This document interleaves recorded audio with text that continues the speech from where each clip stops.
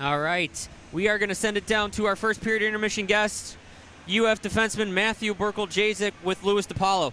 All right, Matthew, welcome to DSPN Live. How you doing, Louis? I'm happy to be here. What a game, huh? Yeah, it's a close battle. UCF's a great team. They got a lot of fans out today, so I love that for them in the league. But it's been a good game, and I expect it to be like this for the rest of it.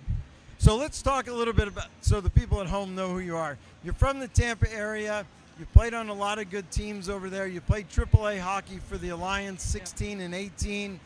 And then now here you are wearing the orange and blue. What a career so far. Yeah, it's been a good one. I think growing up in Canada kind of like grew that hockey passion for me, and I had the opportunity to come to Tampa and play AAA and then go to Boston and play juniors, but I'm a big academics guy, so I had to go to UF at the end of the day.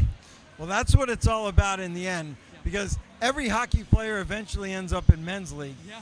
So I would always tell the parents when I ran the travel club, make sure your kid can get into school. Yeah. That's the important part, right? And that's what we, when we talk to recruits coming in and teams of that nature, whether it's in the Lightning High School Hockey League or whatnot, we say at the end of the day, like, your academics got to be there. And if you want to get into UF, like, your academics got to be there, because as much fun we have playing hockey, you also got to have the academics to back it up in college and after. So speaking of academics, what's it like going to UF, having to travel an hour and a half to practice once a week, playing most of your games on the road, and still keep up with your studies? Yeah, it's a lot. It's time management. You learn how to do it pretty quickly, and you got to make sure everything's balanced, because it is an hour and a half there, an hour and a half back every Wednesday. Home games are there as well, so the guys, I appreciate them. They make this team happen. They put a lot of work into it, and they're really on top of everything, so that when Wednesday night comes around to the weekend, everything's done and you're good to go from there. So now you're a veteran of this team. You got a brand new coach in Frank Pasquale, a brand new staff. Mm-hmm. Tell me what you think of Coach so far. They're amazing, passionate. They show up every practice, every game, putting all their time on the line for us and making sure that we're prepared game in and game out. And I couldn't have asked for better coaches. We always tell them, like, we are so blessed to have you guys out here, and we couldn't ask for better coaches. So did you notice Pasquale, DiPaolo, all the vowels around you? We're passionate people. What else would you expect? No, I expected it. At first, I think Long Island. Second, I think Italian. And third, I think it's a great group of hockey guys. All right. I know what my favorite Brkljacic moment is of your career so far, but let's talk about your experience as a Gator player, not just tonight, but everywhere that you've played so far. Yeah, my favorite Gator experience has got to be in Savannah.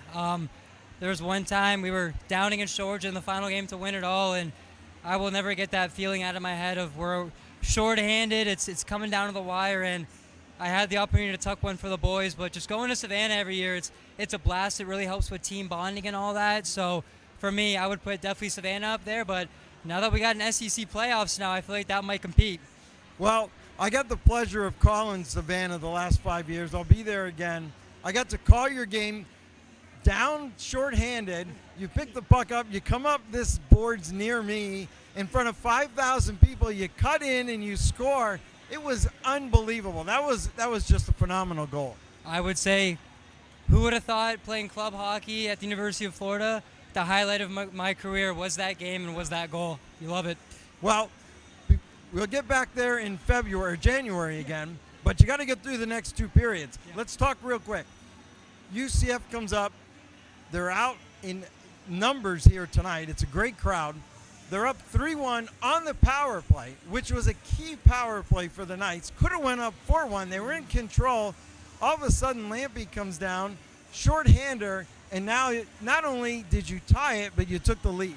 Yeah, Lampy's been a phenomenal player this year. It's one of our better recruits, and he's been phenomenal all year. So I think it starts with the systems and everybody knowing their role, everybody working super hard on the PK to create that opportunity, and Keegan going down and scoring, and I think we just built up on that momentum, and I hope he can take it into the second period here. All right, well, thank you for joining us here on DSPN Live. He's the president of the club. If you need any information, ufgatorshockey.com, right? Absolutely. Don't feel free to contact me. Any questions you have, just let me know and reach out to us. Anybody you want to say hi to real quick? Actually, my parents are somewhere in the crowd over here. My girlfriend's here as well, so I got my own little fan base going here as well. All right, well, Matthew, thank you. Thank you, Louis. Great talking to you. You too. Back to you.